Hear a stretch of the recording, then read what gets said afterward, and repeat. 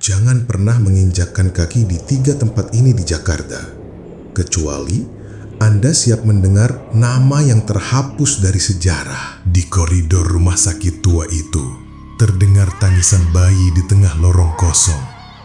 Di bawah Museum Fathahillah, ada barisan langkah, tetapi tidak ada kepala yang menatap. Bagaimana jika yang kalian panggil angin itu sebenarnya adalah pesan? Apa yang kota ini sembunyikan sampai melabelkan tempat-tempat itu terlarang? Kami punya foto tua tanpa kepala, rekaman ratapan dari ruang bersalin, dan sebuah surat yang menuliskan, "Jangan biarkan kami dilupakan." Ini bukan sekedar cerita angker. Ini soal nama-nama manusia yang dicabut dari catatan. Kami datang bukan untuk menantang, tapi untuk mengingat. Jangan pergi ke tempat ini sendirian. Di menit 12, kita akan membuka peti yang mereka sembunyikan dan membaca daftar nama yang mungkin akan membuat Anda terpaku. Tonton sampai menit itu jika Anda berani. Sebelum kita mulai, klik like jika Anda berani menonton sampai akhir, dan subscribe kalau Anda mau kami ungkap lokasi-lokasi lain yang dilarang di Jakarta. Sekarang, kita masuk ke koridor pertama. Jakarta, sebuah kota besar yang berkilauan di siang hari dan sunyi di malam hari. Cahaya lampu jalan menari-nari di jalan raya, tetapi di balik gemerlap itu ada rahasia yang tak mudah terjamah. Setiap sudut kota ini punya cerita sendiri. Bangunan-bangunan kuno menunduk lemah di antara gedung-gedung pencakar langit, seolah menunggu saat yang tepat untuk mengungkap kisahnya. Bahkan ketika hujan turun deras dan bayangan pepohonan bergoyang di dinding-dinding tua, beberapa orang mengaku pernah mendengar bisikan halus, bukan sekadar gemericik air hujan biasa. Bagaimana jika bisikan yang Anda dengar di bagian tertua Jakarta bukan sekadar angin? Apa yang tersimpan di tempat-tempat paling terlarang kota ini? Bisikan-bisikan gelap, ditutup dari pandangan publik, menyimpan rahasia yang menunggu diungkap. Jangan pernah pergi ke tempat-tempat ini sendirian. Jakarta menyimpan rahasia mengerikan yang terkunci selama berabad-abad. Bersiaplah, karena kita akan menghadapi hal-hal supranatural. Ini bukan sekadar tur biasa. Ini adalah perjalanan ke tempat terlarang. Lampu-lampu jalanan Jakarta yang berkilau mulai menjauh. Ardi dan Sari berdiri di depan bangunan tua berarsitektur Belanda, kini terbengkalai. Angin malam menerpa bangunan itu, mendesir lembut lewat celah dinding retak. Di Jakarta modern ini, masa lalu berbaur dengan nyata. Di bawah gemerlap mal dan gedung pencakar langit, tersembunyi jalanan gelap dan koridor sunyi. Di sanalah bisikan-bisikan kota yang terlupakan menunggu. Ruang gelap terasa semakin pekat saat mereka membuka pintu utama.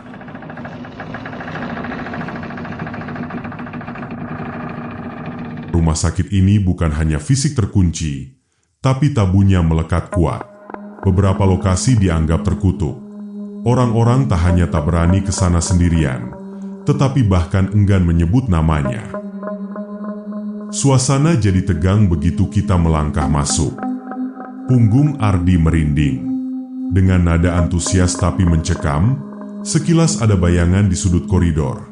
Papan nama berkarat, tulisan Belanda samar. Mari kita mulai dari sini. Inilah gerbang pertama menuju rahasia terdalam Jakarta. Ardi menarik nafas panjang, Sari mengangguk mantap. Mereka menyambut kegelapan, mengungkap kutukan rumah sakit Belanda.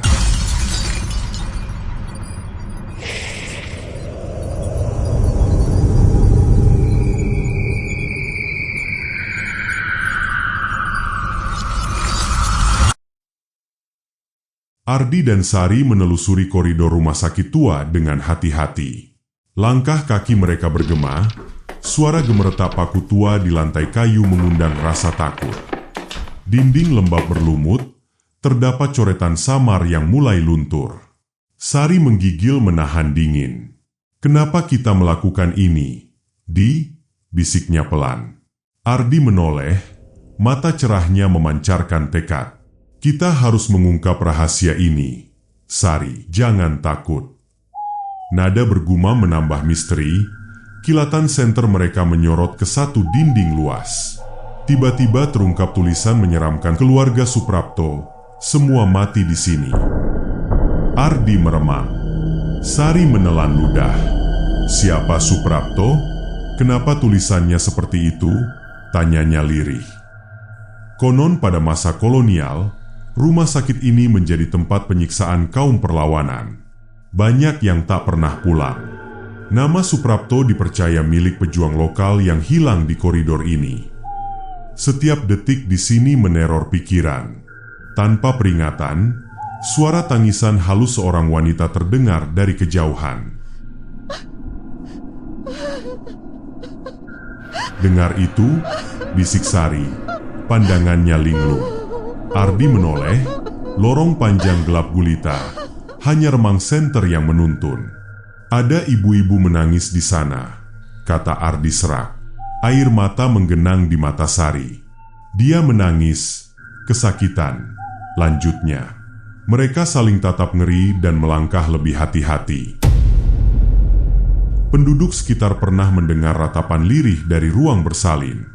Konon itu adalah tangisan seorang ibu atau bayi yang tak pernah sampai ke pelukan ibu. Beberapa percaya arwah-arwah ini masih berkeliaran, menunggu sesuatu. Menahan napas, pintu ruang pasien tua berderit saat Ardi membukanya perlahan. Ruang remang menyambut, ranjang-ranjang berdebu terpampang kosong. Dari sudut lainnya, terdengar tangisan bayi yang pilu. Kedua sahabat itu terhenti.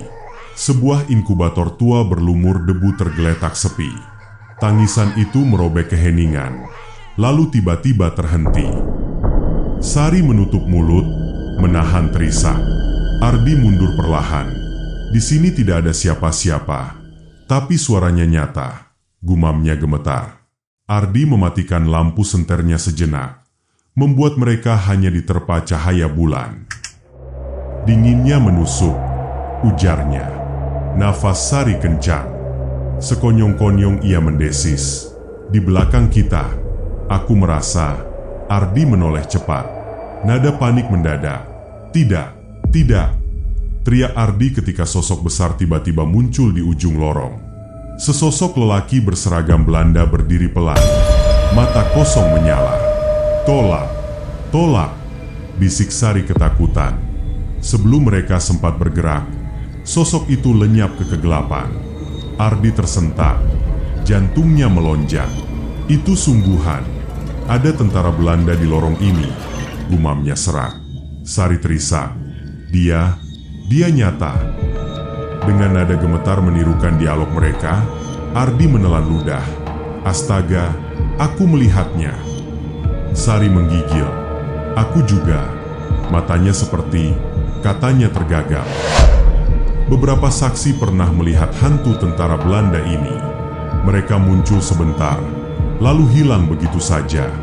Konon arwahnya bingung, seperti tersesat di koridor rumah sakit. Suasana semakin mencekam. Ardi memejamkan mata, berusaha tenang. Sudah, Sari, kita keluar dari sini, desaknya tegas. Bagaimana dengan kalian? Pernahkah kalian merasakan sesuatu yang tak bisa dijelaskan di tempat gelap seperti ini? Berlari terbirit-birit, Ardi dan Sari pun meloloskan diri keluar gedung itu. Fajar menyingsing, menciptakan bayangan panjang di halaman depan. Ardi menempel di dinding dingin, napasnya masih tersengal.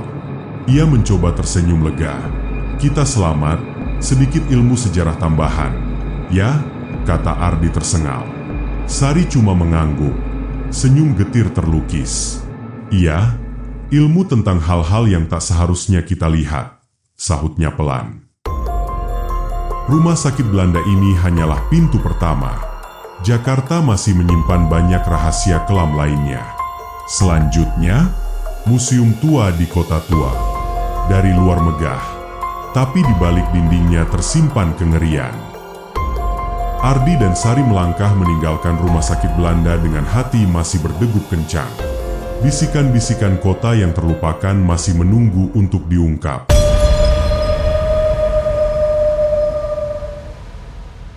Jika rumah sakit Belanda tadi hanya membuka sebuah pintu, maka di seberang kota ada sebuah halaman luas yang tampak gagah di siang hari, tetapi menyimpan rahasia yang jauh lebih tua.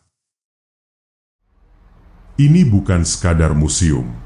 Bangunan putih dengan jam di puncaknya pernah menjadi pusat kekuasaan. Di balik fasad megahnya, penjara bawah tanah, pengadilan, dan cerita yang tak pernah ditulis dalam buku wisata.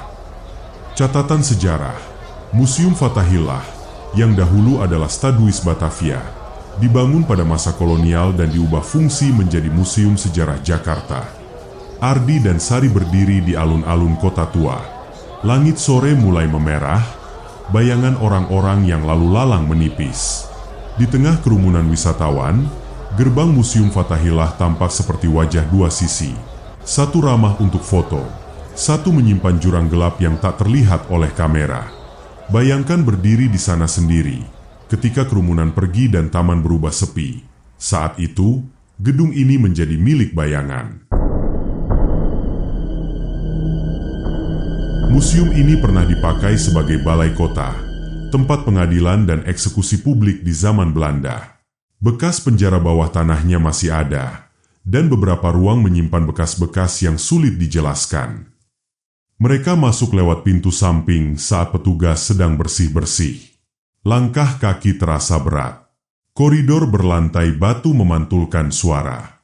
Di salah satu ruang, replika kursi eksekusi atau foto-foto hitam putih terpajang, wajah-wajah masa lalu menatap dingin.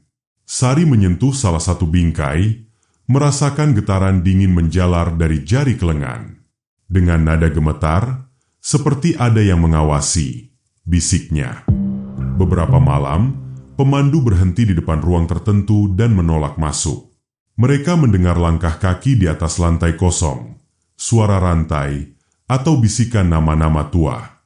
Ada juga cerita tentang sosok tanpa kepala yang muncul di tangga utama, lalu lenyap di depan mata. Jangan berdiri dekat jendela itu kalau malam, kata seorang pemandu, katanya dulu begitu pada Ardi yang nekat. Kadang ada orang yang mengaku melihat tentara tua berbaris, tapi kepalanya tak ada. Ardi menutup mata sejenak, menyeka keringat dingin di dahinya. Sari hanya memegang lengannya lebih erat. Mereka turun ke ruang bawah tanah lewat tangga sempit yang dingin. Di bawah, ada lorong sempit yang baunya apek. Dindingnya penuh bercak-bercak waktu. Lampu senter menyorot ke ukiran-ukiran kayu tua, menampakkan bekas-bekas jeratan atau tanda yang samar. Dengan nada menegangkan, dari ujung lorong terdengar suara seperti sepatu berderap, berirama tunggal, seolah sekelompok orang berjalan dalam formasi. Ardi menahan napas. Itu suara langkah, bisiknya. Sepintas, seperti ada bayangan bergerak cepat di depan mereka. Hanya seulas bayangan, tapi cukup untuk membuat jantung mereka melompat. Museum ini dulunya sering dipakai untuk pengadilan. Orang yang dihukum kadang dieksekusi di alun-alun. Energi kemarahan, rasa dikhianati, dan darah yang pernah tumpah di sini, menurut sebagian orang, tidak pernah benar-benar lenyap. Di salah satu ruang pamer, ada patung seorang prajurit Belanda abad ke-17. Saat Ardi menoleh lagi, ia hampir pingsan. Patung itu tampak menoleh ke arah lain. Sari menjerit pelan. Mereka berdua merasakan udara menjadi sangat berat, seperti tertahan di dada. Dengan nada bergetar menirukan Sari, dia menoleh, "Aku yakin." Ardi menjelaskan dengan suara yang hampir tak bisa diprediksi. Patung-patung bisa bergerak karena pemasukan instalasi. Kan? Ia berusaha merasionalisasi, namun nada suaranya tak meyakinkan dirinya sendiri. Mengapa kita mudah percaya benda-benda lama memiliki sisa-sisa jiwa?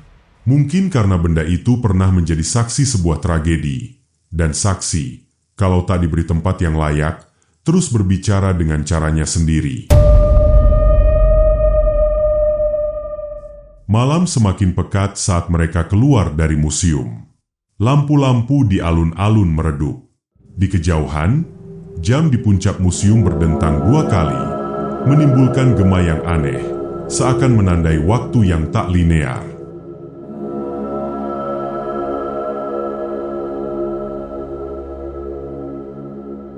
Masih ada satu tempat lagi yang harus kita lihat sebelum malam berlalu. Sebuah taman yang bukan sekadar hijau dan tenang. Jangan berpikir kuburan selalu sunyi. Kadang ia lebih bising daripada pasar. Mereka naik ke mobil dan menuju ke Taman Prasasti.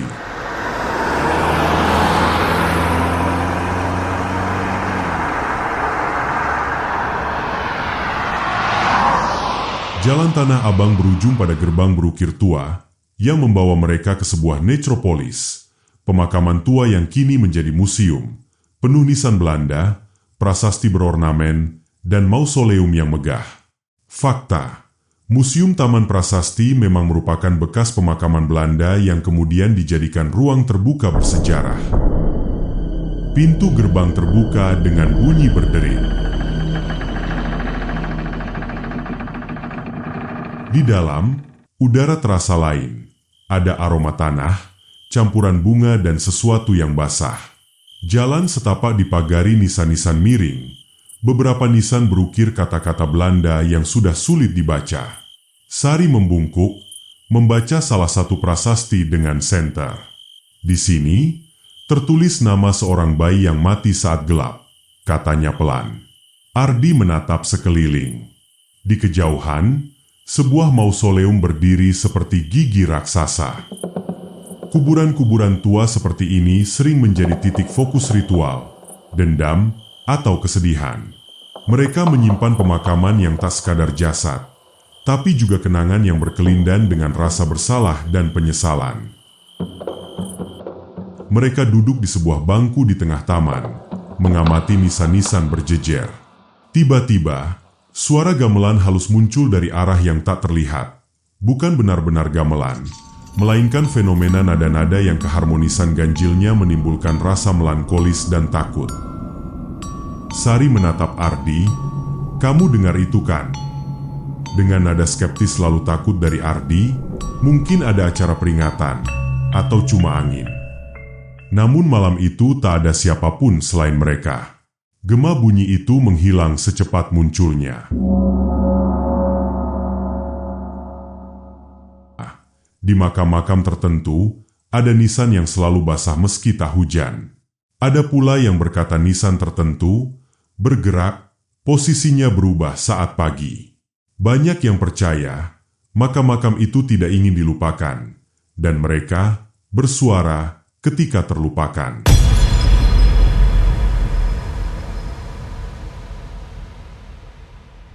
Apakah itu metafora atau kenyataan brutal yang pernah dialami beberapa pengunjung? Di tengah taman, Sari menemukan sebuah prasasti kecil yang tampak terawat. Tulisan Belandanya samar, namun ada nama yang jelas. Seorang pejabat kolonial yang terkenal keras. Ardi membungkuk menatap lebih dekat. Tiba-tiba, suhu turun drastis. Nafas mereka mengembun pucat. Dari balik pepohonan, suara langkah-langkah kecil mendekat, seperti anak-anak bermain. Tapi nada tawa itu berputar menjadi nada nyanyi yang menyeramkan. Dengan nada lirih dan menahan napas, Sari merasakan sesuatu meremas pergelangan kakinya. Ia menoleh, tak ada apa-apa. Hanya bayangan akar pohon yang seolah-olah menari.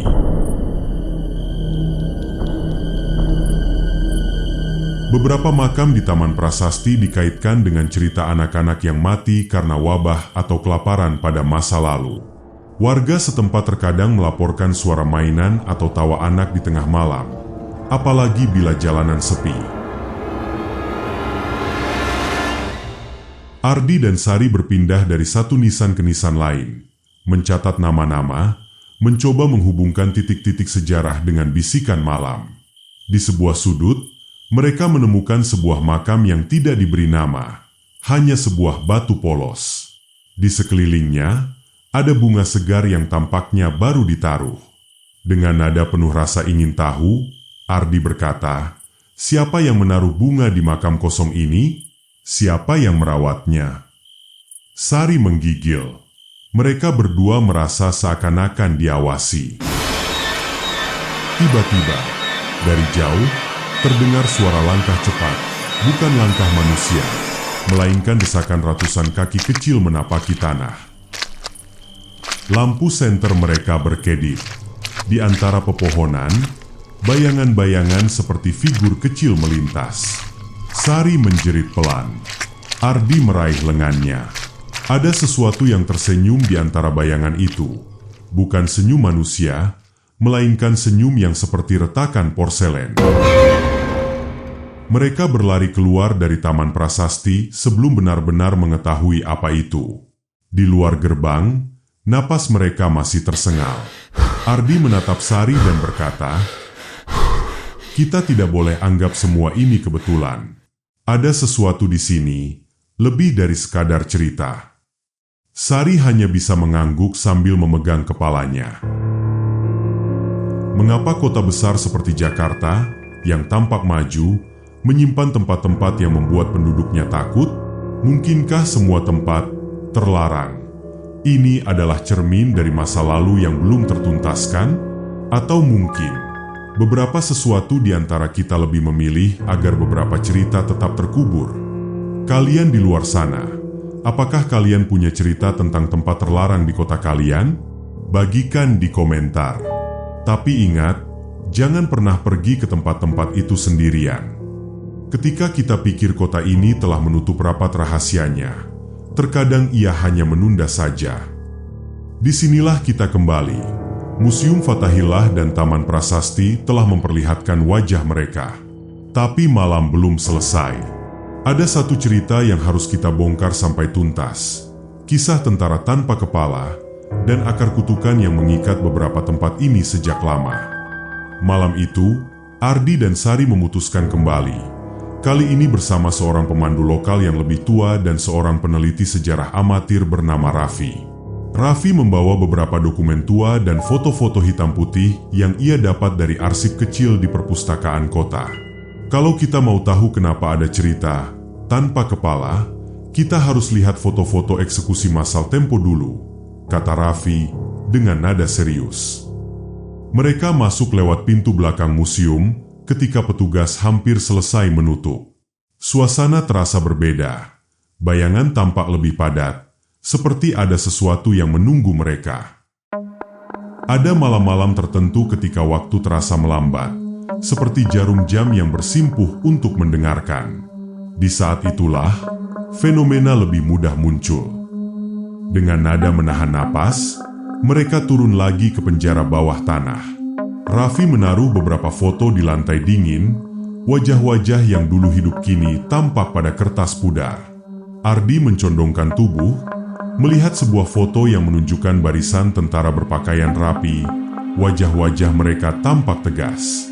Namun satu foto memperlihatkan manusia berbaris, namun kepala beberapa orang tampak samar, bukan karena kualitas foto, melainkan karena sesuatu memang tak semestinya ada. Ini bukan edit, Raffi bergumam. Ini dokumentasi eksekusi, dan beberapa kepala memang hilang dalam catatan sumber-sumber tua. Pada masa-masa tertentu, hukum dan kekuasaan mengeksekusi bukan hanya untuk kriminal, tetapi untuk menundukkan perlawanan. Kepala sering diambil sebagai simbol kemenangan, atau, dalam beberapa kasus, sebagai bukti bahwa ancaman telah dibasmi. Benda-benda itu, menurut kepercayaan lokal, sering membawa energi yang tak tenang. Tiba-tiba, suara langkah seakan berbaris di atas kepala mereka, derap rapi seperti sepatu tentara di lantai batu. Lampu senter memantul dari seragam tua yang digantung di sebuah sudut, yang dulu dipajang sebagai artefak.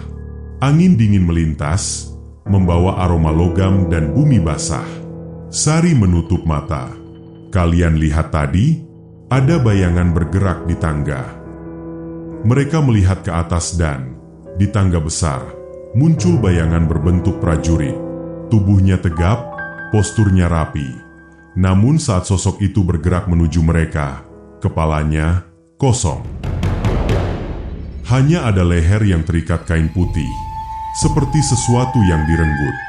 Dalam keheningan itu, langkahnya tetap berirama sempurna. Dengan nada bergemetar, "Jangan menatapnya terlalu lama," Raffi berbisik, suaranya nyaris tenggelam. Dalam cerita lama, mata kita yang memelihara kehadiran.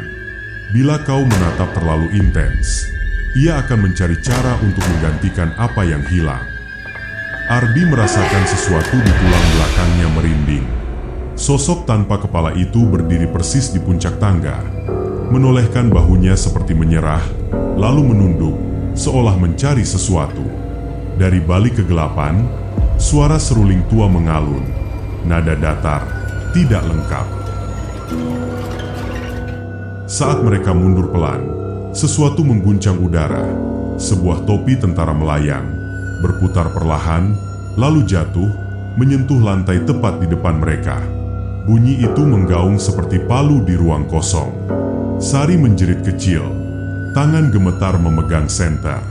"Ambil itu," perintah Raffi, tapi suaranya putus-putus.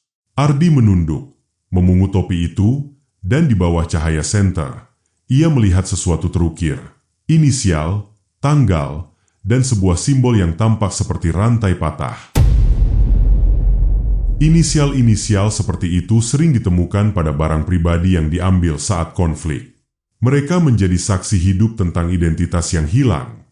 Kadang, mereka menjadi medium. Seketika, kepala mereka terasa seperti ditekan oleh udara berat. Di satu titik, Ardi mendengar nama yang dipanggil pelan, seolah dari mulut seseorang di balik tembok. "Suprapto, Suprapto." Ardi menatap ke sekeliling panik. Nama itu membawa kembali tulisan berdarah di rumah sakit Belanda. Ada keterkaitan, jarum-jarum sejarah saling menancap, ritual dan upaya menenangkan. Dengan nada serius dan penuh kehati-hatian, Raffi menyarankan sesuatu yang tak biasa. Mereka harus melakukan ritual, pengikatan, sederhana, bukan untuk memanggil, tapi untuk mengikat, sebagai bentuk penghormatan. Ia menolak menyebut dirinya dukun, hanya seseorang yang belajar dari orang-orang tua di kampungnya. "Kita tidak ingin melukai siapapun," Raffi berkata dengan nada tegas. "Kita ingin mengakui, memberi nama, dan melepaskan. Bukan semua interaksi dengan dunia lain harus bermotif eksploitasi. Dalam banyak tradisi lokal, memberi penghormatan pada arwah adalah bentuk yang paling humanis, sebuah permintaan agar dendam diganti dengan kedamaian." Mereka menyiapkan segenggam kembang 7 rupa, beberapa dupa ringan, dan menuliskan di selembar kertas daftar nama yang mereka temukan dari dokumen Raffi. Nama-nama yang lupa. Di tengah ruang bawah tanah yang basah, mereka menyalakan dupa. Dengan nada pelan, khusyuk, Raffi memimpin doa pendek, bukan untuk memerintah, tapi untuk mengundang damai. Mereka mengatur topi tentara, menaruhnya di salah satu sudut dengan lembut. Dengan nada hening, selama beberapa menit, udara serasa melunak. Langkah-langkah yang tadinya terdengar rapi mengendur dan berubah menjadi bisikan sengau yang mencoba mengerti. Sari merasakan sesuatu meredakan dadanya, seolah ada beban yang sedikit terangkat. Ardi meneteskan pelan air mata, bukan dari rasa takut semata, tetapi dari rasa pilu yang tiba-tiba menghangus di dadanya. Namun, ketenangan tidak berlangsung lama. Dari lorong lebih dalam, suara tawa kecil, seperti campuran tawa anak dan kelinci, terdengar menusuk. Dengan nada kaget, "Itu bukan bagian dari ritual," bisik Raffi. "Mereka masih ada yang belum pulang." Ritual sederhana itu memberi jeda, tapi tidak menghapus akar trauma. Beberapa energi menuntut pengakuan lebih besar. Beberapa dikaitkan dengan ketidakadilan yang belum dituntaskan. Benda yang diambil, nama yang disingkap, sejarah yang disembunyikan, semua ini adalah luka yang belum sembuh. Di saat mereka bersiap meninggalkan ruang bawah tanah, sebuah pintu jebakan terbuka perlahan, tak ada angin yang bisa menjelaskannya. Dari balik kegelapan, sebuah suara berat bergema, "Balas, balas, balas." Suara itu bukan bahasa yang rapi, namun ada nuansa kemarahan yang murni. Ardi menatap ke arah suara, dan sosok tanpa kepala itu muncul kembali. Kali ini lebih jelas, dikelilingi kabut tipis seperti pembalut luka. Ia mengangkat tangan, menunjukkan arah sebuah peti kayu tua yang tersembunyi di pojok. Peti itu berdebu, tampak lama tidak disentuh. Raffi maju perlahan, tangan gemetar membuka penutupnya.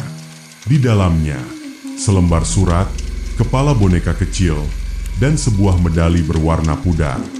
Dengan nada lirih, surat itu berisi catatan sederhana. Untuk anak yang dicuri dari ibu, jangan biarkan kami dilupakan. Tinta itu hampir pudar, namun pesannya jelas. Seringkali, bukan satu benda yang mengikat arwah, melainkan rasa kehilangan yang tak pernah pulih.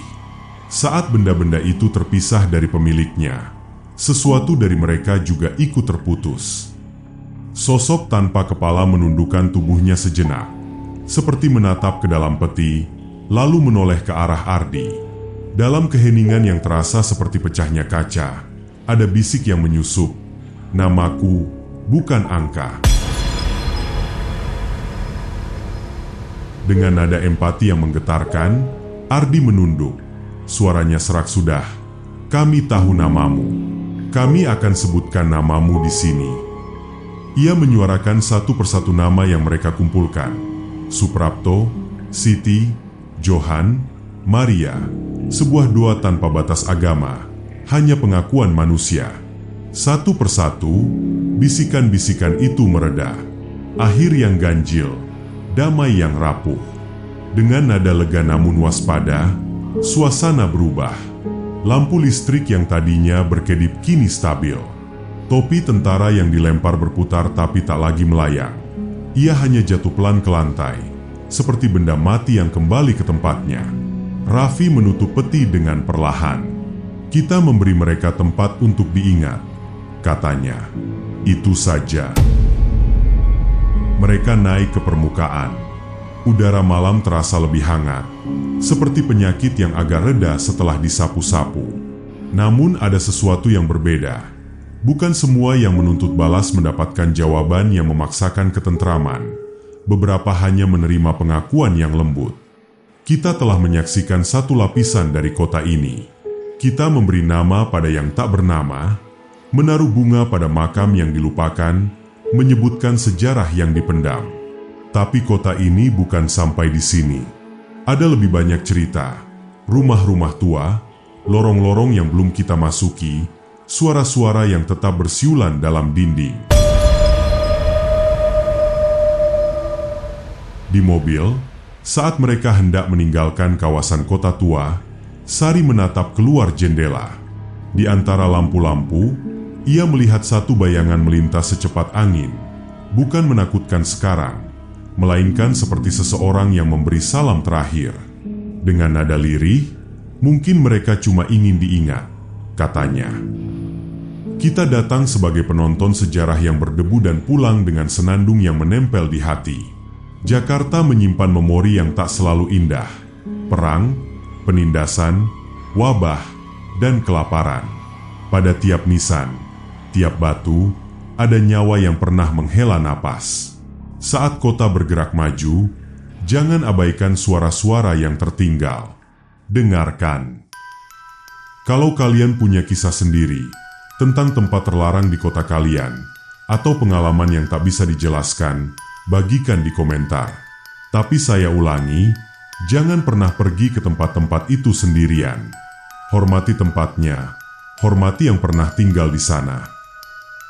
Sebelum kita menutup bab ini, ingin saya ingatkan satu hal kecil. Saat kalian tidur nanti, apabila kalian mendengar suatu bisikan yang memanggil nama yang hampir terlupakan, coba lihat sejenak. Mungkin itu hanya angin. Atau mungkin itu hanya kota yang sedang meminta untuk diingat. Diam sejenak, namun jika suara itu memanggil namamu, jangan langsung menjawab. Biarkan ia menunggu. Karena beberapa bisikan di Jakarta, sampai kapanpun, lebih suka menunggu jawaban dari banyak mulut, bukan hanya satu. Dengar sahabatku, jika bisikan malam ini membuat bulu kudukmu berdiri dan hatimu berdegup lebih kencang, tolong berikan dukungan kecil tapi sangat berarti. Tekan tombol like, klik subscribe, dan aktifkan loncengnya, supaya aku bisa menuntunmu kembali memasuki lorong misteri setiap kali cerita baru tiba. Dengan satu ketukanmu saja, kau sudah menjadi bagian dari keluarga pemburu cerita horor ini. Terima kasih sudah setia menemaniku. Selamat malam. Sampai kita berjumpa lagi di lorong-lorong yang lain.